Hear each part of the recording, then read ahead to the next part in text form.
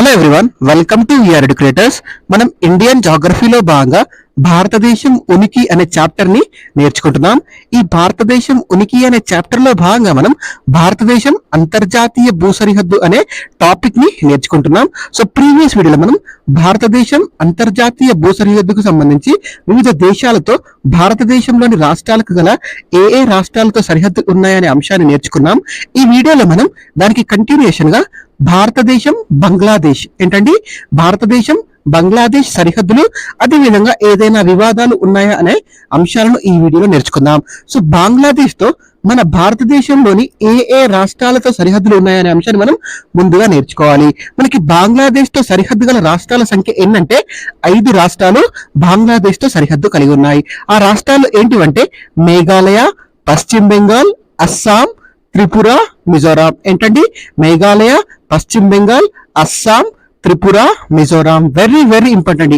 ఈ 5 రాష్ట్రాలను కూడా మీరు ఒక చిన్న కోడ్ తో ఈజీగా గుర్తుపెట్టుకోవచ్చు. ఆ కోడ్ ఏంటంటే MPATM. ఎంపీ అంటే మెంబర్ ఆఫ్ పార్లమెంట్, గుర్తుపెట్టుకోండి, MPATM.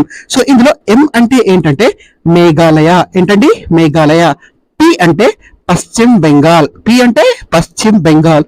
ఇంకొక ఏ అంటే మనకి అస్సాం. ఏంటండి, అస్సాం. నెక్స్ట్ మనకి టి అంటే త్రిపుర. ఏంటండి, త్రిపుర. ఇంకొక ఎం అంటే మనకి మిజోరాం. Very very important. మీకు ఈ చిన్న కోడ్ తో మనకు ఈ రాష్ట్రాలన్నీ ఈజీగా గుర్తుంటాయి. కోడ్ ఏంటండి, MPATM. మనకి ఏటీఎం దగ్గర ఉంటే మన దగ్గర మనీ పెట్టుకోము కాబట్టి మనకు మణిపూర్ రాదు ఈ ఎం లో. ఓకేనా అండి, ఏటీఎం ఉంటే మనీ పెట్టుకోము కాబట్టి ఈ ఎం ఏదైతే ఉందో ఆ ఎం లో మనం మణిపూర్ తప్ప ఎం తో స్టార్ట్ అయ్యే ఇతర రాష్ట్రాలు తీసుకోవాలి. ఏమేమి ఉంటాయండి, Mizoram, Meghalaya. Very very important, గుర్తుపెట్టుకోండి. కోడ్ ఏంటి అండి, MPATM. ఓకేనా. ఇప్పుడు మనం బంగ్లాదేశ్ భారతదేశానికి మధ్య ఏవైనా వివాదాలు ఉన్నాయా అనే అంశాన్ని నేర్చుకుందాం. అంతకంటే ముందుగా మనకి ఈ బంగ్లాదేశ్ దేశం ఏర్పాటుకు ఒక చరిత్ర ఉంటుంది.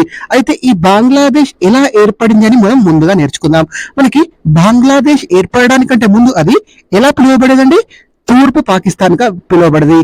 ప్రస్తుతం ఉన్న పాకిస్తాన్ ఏదైతే ఉందో అది పశ్చిమ పాకిస్తాన్ గా పిలువబడేది. ఏంటండి, తూర్పు పాకిస్తాన్ గా బంగ్లాదేశ్ పిలువబడితే పశ్చిమ పాకిస్తాన్ గా ప్రస్తుతం ఉన్నటువంటి పాకిస్తాన్ ని పిలిచేవారు. అయితే బంగ్లాదేశ్ కు స్వాతంత్రం వచ్చిన తర్వాత ఆ పశ్చిమ పాకిస్తాన్ ఏదైతే ఉందో అది పాకిస్తాన్ గా పిలువబడుతుంది. ఈ తూర్పు పాకిస్తాన్ కి ఏ పేరు పెట్టారో ఈ తూర్పు పాకిస్తాన్ అనేది బంగ్లాదేశ్ గా అవతరించింది. వెరీ వెరీ ఇంపార్టెంట్, గుర్తుపెట్టుకోండి. అయితే ఈ తూర్పు పాకిస్తాన్ లో ప్రత్యేక దేశంగా ఏర్పాటు కావాలన్న జాతీయవాదం ఏదైతే ఉంటుందో దాన్ని అణచివేయడానికి పాకిస్తాన్ ఒక సైనిక చర్యను ప్రారంభిస్తుంది. ఆ సైనిక చర్య పేరు ఏంటంటే ఆపరేషన్ సర్చ్ లైట్. ఏంటండి, ఆపరేషన్ సర్చ్ లైట్ అనే సైనిక చర్యను మనకి పాకిస్తాన్ దేశం తూర్పు పాకిస్తాన్ లో జాతీయవాదాన్ని, నూతన దేశంగా ఏర్పాటు కావాలనే జాతీయవాదాన్ని అణచివేయడానికి ఈ ఆపరేషన్ సర్చ్ లైట్ అనే సైనిక చర్యను ప్రారంభిస్తుంది. ఇది ఎప్పుడు ప్రారంభమవుతుందండి, 1971 సంవత్సరం మార్చి 26వ తేదీన ఈ సైనిక చర్య ప్రారంభమవుతుంది. తూర్పు పాకిస్తాన్ లో స్వాతంత్రం కోసం పిలుపు ఇచ్చినటువంటి తేదీ ఏంటండి, 1971 మార్చ్ 23rd. 1971 March 23rd. ఆ పిలుపు ఇచ్చిన తర్వాత ఒక 3 రోజులకి 1971 మార్చ్ 26 రోజున ఈ ఆపరేషన్ సర్చ్ లైట్ అనే సైనిక చర్యను పాకిస్తాన్ తూర్పు పాకిస్తాన్ పై ప్రారంభిస్తుంది. ఓకేనా అండి. అయితే ఈ తూర్పు పాకిస్తాన్ స్వతంత్ర పోరాట సమయంలో వారు ఏం చేస్తారంటే మన భారతదేశం యొక్క సహాయాన్ని కోరుతారు. మన భారతదేశం యొక్క సహాయాన్ని కోరడంతో మన భారతదేశం ఈ తూర్పు పాకిస్తాన్ లో జరుగుతున్నటువంటి స్వతంత్ర ఉద్యమ పోరాటం, వారికి ప్రత్యేక దేశంగా ఏర్పాటు కావాలనే ఒక పోరాటం ఏదైతే జరుగుతుందో తూర్పు పాకిస్తాన్ లో, దానికి మద్దతుగా భారతదేశం ఆ తూర్పు పాకిస్తాన్ కి సహాయాన్ని అందిస్తుంది. ఫలితంగా మనం బంగ్లాదేశ్ కి సహాయం చేయడం వల్ల భారతదేశానికి పాకిస్తాన్ కి మధ్య యుద్ధం జరుగుతుంది. ఏంటండి, భారతదేశానికి పాకిస్తాన్ కి మధ్య యుద్ధం జరుగుతుంది. ఏ సంవత్సరంలో జరుగుతుందండి, 1971 సంవత్సరంలో జరుగుతుంది భారతదేశానికి పాకిస్తాన్ కి మధ్య యుద్ధం. ఎప్పుడు ప్రారంభమవుతుందండి ఈ యుద్ధం, 1971 సంవత్సరం డిసెంబర్ 3వ తేదీన ఈ యుద్ధం ప్రారంభమవుతుంది. ఎప్పుడు ముగుస్తుందండి ఈ యుద్ధం, ఈ యుద్ధం 1971 సంవత్సరం డిసెంబర్ 16న ముగుస్తుంది. ఈ యుద్ధంలో మనం పాకిస్తాన్ పై భారతదేశం విజయం సాధించడం జరుగుతుంది. అందుకే మనకు ఈ డిసెంబర్ 16th ని ఏమని జరుపుకుంటామండి, విజయ్ దివస్ గా జరుపుకుంటాం. Very very important. పాకిస్తాన్ పై మన భారతదేశం ఏ రోజున విజయం సాధించిందండి, 1971 సంవత్సరం డిసెంబర్ 16న. దీనిని ఏమని జరుపుకుంటాం? విజయ్ దివస్ గా జరుపుకుంటాం. చాలా చాలా ఇంపార్టెంట్, గుర్తుపెట్టుకోండి. ఈ యుద్ధం తర్వాత, ఈ యుద్ధం ముగిసిన తర్వాత, ఈ యుద్ధంలో విజయం సాధించిన తర్వాత తూర్పు పాకిస్తాన్ గా ఉన్నటువంటి ప్రాంతం ఏదైతే ఉందో ఆ తూర్పు పాకిస్తాన్ అనేది బంగ్లాదేశ్ దేశంగా ఆవిర్భవిస్తుంది. వెరీ వెరీ ఇంపార్టెంట్, బంగ్లాదేశ్ గా ఆవిర్భవిస్తుంది. అయితే పశ్చిమ పాకిస్తాన్ ఉంటుంది కదా, అది పాకిస్తాన్ దేశంగా మారుతుంది. ఓకేనా అండి? అయితే ఈ బంగ్లాదేశ్ లో స్వతంత్ర పోరాటానికి పితామహుడు, బంగ్లాదేశ్ పితామహుడుగా ఎవరిని అభివర్ణిస్తారండి? షేక్ ముజబీర్ రెహమాన్ గారిని అభివర్ణిస్తారు. వెరీ వెరీ ఇంపార్టెంట్, బంగ్లాదేశ్ పితామహుడు షేక్ ముజబీర్ రెహమాన్. ఓకేనండి? ఈ యుద్ధం తర్వాత మన భారతదేశానికి పాకిస్తాన్కి మధ్య ఒక చారిత్రక ఒప్పందం జరుగుతుంది. ఆ ఒప్పందం పేరేంటంటే సిమ్లా ఒప్పందం. Very very important. ఈ బిట్ చాలా సార్లు ఎగ్జామ్ లో రావడం జరిగింది, రాబోయే ఎగ్జామ్ లో కూడా అడగడానికి ఎక్కువగా అవకాశం ఉంది. ఈ సిమ్లా ఒప్పందం ఏ తేదీన జరుగుతుందండి? 1972 సంవత్సరం జూలై 2వ తేదీన జరుగుతుంది. ఈ ఇయర్ ఇంపార్టెంట్, ఈ డేట్ ఇంపార్టెంట్, రెండు కూడా మీరు గుర్తుపెట్టుకోవాలి. దీనిపై సంతకాలు చేసింది ఎవరంటే మన భారతదేశం నుండి ఇందిరా గాంధీ గారు. ఎవరండి? ఇందిరా గాంధీ గారు సంతకం చేస్తారు. పాకిస్తాన్ నుండి జుల్ఫికర్ భుట్టో. ఎవరండి? జుల్ఫికర్ భుట్టో సంతకం చేయడం జరుగుతుంది. బంగ్లాదేశ్ నూతన దేశంగా ఏర్పడిన తర్వాత బంగ్లాదేశ్ కి మనకు మన భారతదేశానికి మధ్య గల ఒక సరిహద్దు రేఖ ఉంటుంది కదండి. ఆ సరిహద్దు రేఖ పేరేంటంటే రాడ్క్లిఫ్ రేఖ. ఏంటండి? రాడ్క్లిఫ్ రేఖ. ఈ రేఖ తూర్పు పాకిస్తాన్ గా ఉన్న సమయంలోనే, విభజన సమయంలోనే మన భారతదేశానికి పాకిస్తాన్ కి మధ్య ఉంటుంది కదండి రాడ్క్లిఫ్. అదే రేఖ మనకి ఈ భారతదేశానికి బంగ్లాదేశ్ కి మధ్య కూడా ఉంటుంది. చాలా మంది ఈ రాడ్క్లిఫ్ రేఖ అనగానే కేవలం పాకిస్తాన్ తో అనుకుంటారు, కానీ మనకి ఈ రాడ్క్లిఫ్ రేఖ ప్రస్తుతం ఏ దేశాల మధ్య ఉందండి? బంగ్లాదేశ్ కి భారతదేశానికి మధ్య కూడా ఉంది. అదేవిధంగా పాకిస్తాన్ కి భారతదేశానికి మధ్య కూడా ఉంది. మనకి తూర్పు పాకిస్తాన్ గా ఉన్న సమయంలో ఈ రేఖను గుర్తించారు.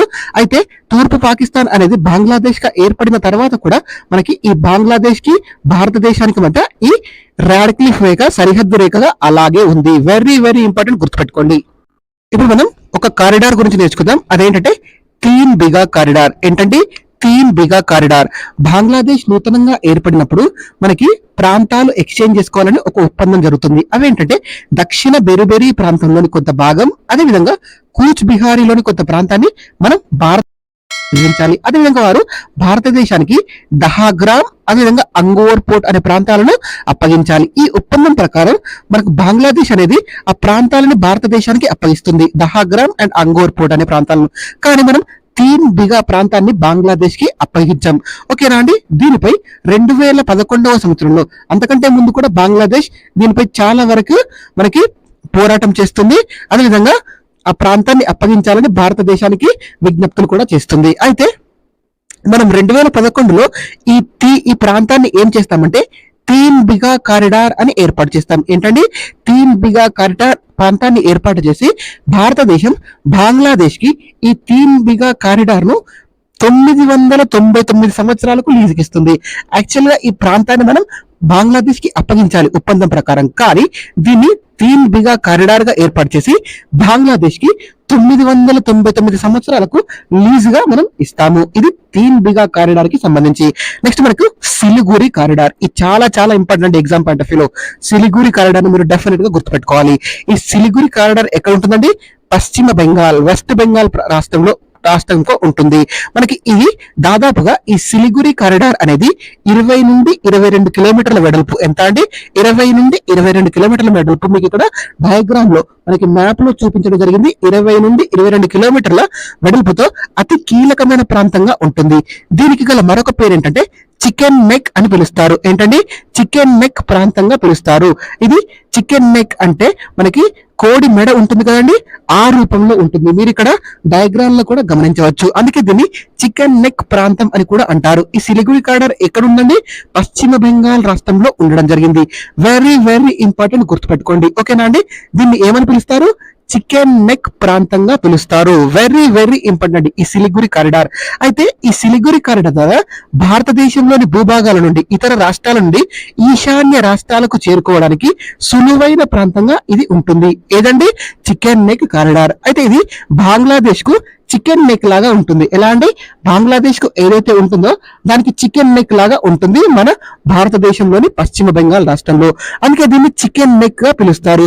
దీనికి ఇంకొక పేరు కూడా ఉంటుందండి, కుక్క మూతి ఆకారం. ఏంటండి? కుక్క మూతి ఆకారం అని కూడా పిలుస్తారు. ఈ పాయింట్స్ అన్ని కూడా మనకి ఎగ్జామ్ పాయింట్ ఆఫ్ వ్యూలో చాలా చాలా చాలా ఇంపార్టెంట్ గుర్తుపెట్టుకోండి. సిలిగురి కారిడార్ అని, అదేవిధంగా చికెన్ నెక్ కారిడార్ అని, దాంతోపాటు కుక్క మూతి ఆకారం అని, ఇవి మనకి ఎగ్జామ్ లో ప్రీవియస్ గా రావడం జరిగింది. రాబోయే ఎగ్జామ్ లో కూడా అడగడానికి అవకాశం ఉంది. ఓకేనా అండి? ఎలా ఉంటుందండి? చికెన్ నెక్ లాగా ఉంటుంది. దీనికి గల మరో పేరు కుక్క మూతి ఆకారం. ఓకేనా అండి? ఈ సిలిగురి వద్ద కనిపించే ప్రముఖ నదులు మనం గుర్తుపెట్టుకోవాలి. అవేంటంటే మహానది, తీస్తా నది. Very very important. నదులు అనే టాపిక్ లో మళ్ళీ చెప్తాను. ఈ సిలిగురి దగ్గర మనకు కనిపించే ప్రముఖ పీఠభూమి ఏంటంటే డోక్లాం పీఠభూమి. Very very important. ఈ డోక్లాం పీఠభూమి గురించి ఆల్రెడీ నేను మీకు ఇండియా భూటాన్, భారతదేశం భూటాన్ వివాదాల సమయంలో చెప్పాను. ఈ డోక్లాం వివాదం ఏ దేశాల మధ్య ఉందో. ఓకేనా అండి? మనకి బంగ్లాదేశ్ నుండి భారతదేశానికి మనకి అక్రమంగా వలస వచ్చే శరణార్థుల గురించి నేర్చుకుందాం. ఓకేనా అండి? మనకి బంగ్లాదేశ్ నుండి భారతదేశానికి వచ్చే శరణార్థుల్లో ముఖ్యంగా ఎవరంటే హజోంగ్లు, చెక్మాలు. ఈ పేర్లు కొంచెం కన్ఫ్యూజన్ గా ఉంటాయండి. రివైజ్ చేయండి, 1-2 సార్లు గుర్తుంటుంది. ఎవరండి? హజోంగ్లు, చెక్మాలు. వీరు బంగ్లాదేశ్ లోని చిట్టగాంగ్ ప్రాంతం ఉంటుంది కదా, ఈ చిట్టగాంగ్ ప్రాంతానికి చెందినవారు ఈ హజోంగ్లు, చెక్మాలు. వీరు బంగ్లాదేశ్ నుండి భారతదేశానికి లూషాయి కొండలు, ఈశాన్య రాష్ట్రాల గుండా లూషాయి కొండల గుండా మన భారతదేశంలోకి ప్రవేశిస్తారు. అయితే ఈ లూషాయి కొండలు ఏ రాష్ట్రంలో ఉన్నాయో మీకు గుర్తుండాలి. Very very important. ఈ లూషాయి కొండలు ఏ రాష్ట్రంలో ఉంటాయండి? మిజోరాం రాష్ట్రంలో ఉంటాయి. వెరీ వెరీ ఇంపార్టెంట్, గుర్తుపెట్టుకోండి. మనకి భారతదేశంతో అత్యధిక దూరం అంతర్జాతీయ సరిహద్దు గల దేశం ఏదంటే బంగ్లాదేశ్. ఏదండి? బంగ్లాదేశ్. ఎంత దూరం సరిహద్దును కలిగి ఉందండి? 4097.7 కిలోమీటర్ల సరిహద్దును కలిగి ఉంటుంది. దీన్ని మీరు 4098 కిలోమీటర్లుగా గుర్తుపెట్టుకోండి. Very very important. అత్యధిక సరిహద్దు గల దేశం అంటే బంగ్లాదేశ్, అతి తక్కువ సరిహద్దు గల దేశం అంటే ఆఫ్ఘనిస్తాన్. Very very important. ఈ పాయింట్స్ అని మీరు గుర్తుపెట్టుకోండి. మీకు లూషాయి కొండలు అంటే ఏ రాష్ట్రం అండి? మిజోరాం. ఓకేనా అండి? మనం ఇవి భారతదేశానికి బంగ్లాదేశ్ కి గల సరిహద్దుకు సంబంధించి ముఖ్యమైన అంశాలు, అదే విధంగా వివాదాలకు సంబంధించినటువంటి ముఖ్యమైన అంశాలు. ఇంకొక వీడియోలో మనం మిగతా అంశాలను నేర్చుకుందాం. Thank you so much for watching. Please subscribe to VR educators.